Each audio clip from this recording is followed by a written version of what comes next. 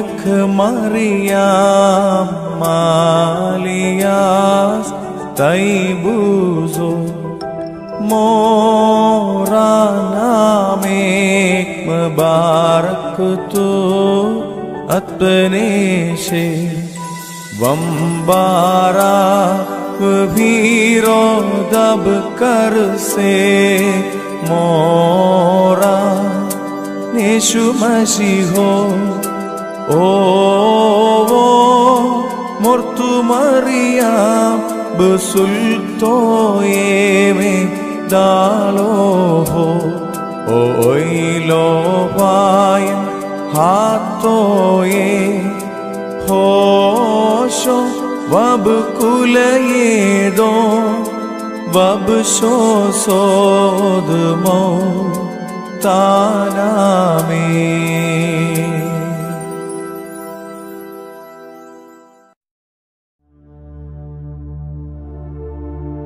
ത്രിയേക ദൈവതിരുനാമത്തിന് മഹത്വമുണ്ടായിരിക്കട്ടെ.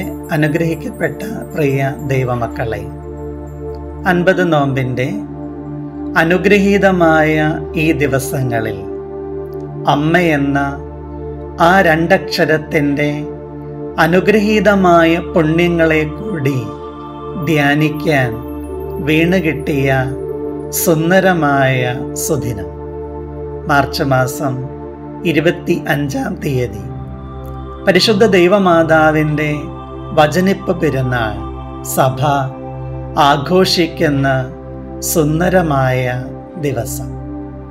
നോമ്പ് നമ്മുടെ ജീവിതത്തെ ഒരുപാട് ആത്മീക പുണ്യങ്ങളിലേക്ക് വഴി നടത്തുന്ന ദിവസങ്ങളാണ്.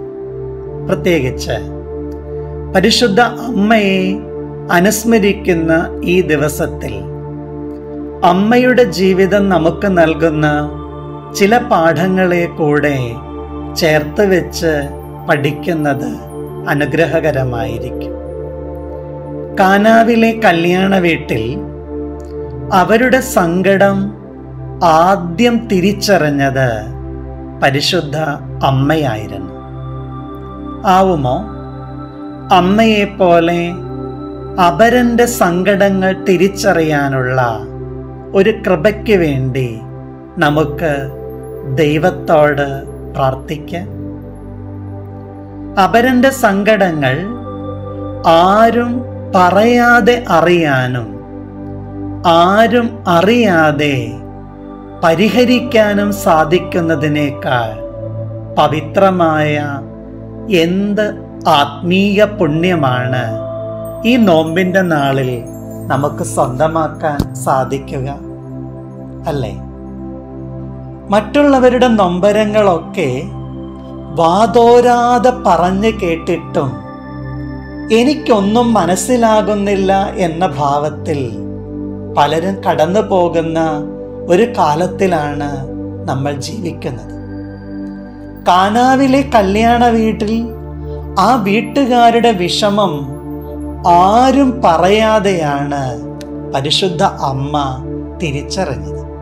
മാത്രമല്ല, അമ്മ വലിയ ശ്രദ്ധ കാണിച്ച മറ്റൊരു കാര്യം, അവരുടെ വിഷമം ആരും അറിയാതെ പരിഹരിക്കപ്പെടാൻ ഒരു പരിശ്രമം നടത്തി. വീട്ടുകാരോടോ നാട്ടുകാരോടോ വന്നു കൂടിയവരോടൊന്നും അമ്മ അതിനെക്കുറിച്ചൊന്നും പറയുന്നില്ല. തൻ്റെ പൊന്നോമന കുമാരന് ഈ പ്രശ്നത്തെ പരിഹരിക്കാൻ സാധിക്കുമെന്ന് ഉറച്ചു വിശ്വസിച്ച അവൾ മകൻ്റെ അടുക്കൽ ചെന്ന് വളരെ സ്നേഹത്തോടെ അവരുടെ പ്രശ്നം പരിഹരിക്കാനായിട്ട് ആവശ്യപ്പെടുകയാണ് ചെയ്തത്. സ്നേഹമുള്ളവരെ, പരിശുദ്ധ അമ്മയുടെ ജീവിതം നമുക്ക് നൽകുന്ന സന്ദേശം, സങ്കടക്കടലിലേക്ക് വഴുതി വീണു പോകുന്ന മനുഷ്യരെ സന്തോഷസാഗരത്തിലേക്ക് വഴി നടത്താനുള്ള ഒരു സന്മനസ്സാണ്. ഒട്ടും ദീർഘിപ്പിക്കാൻ ആഗ്രഹിക്കുന്നില്ല. ഈ 50 നോമ്പിൻ്റെ വിശുദ്ധമായ ദിവസം അമ്മയെപ്പോലെ അപരൻ്റെ നൊമ്പരങ്ങൾ ആരും പറയാതെ അറിയാനും അത് ആരും അറിയാതെ പരിഹരിക്കാനും നമുക്കൊരു പരിശ്രമം നടത്താം. ആയതിന് ദൈവം നമ്മെ സഹായിക്കട്ടെ എന്ന പ്രാർത്ഥനയോടെ സ്നേഹത്തോടെ ഷിബു അച്ഛൻ.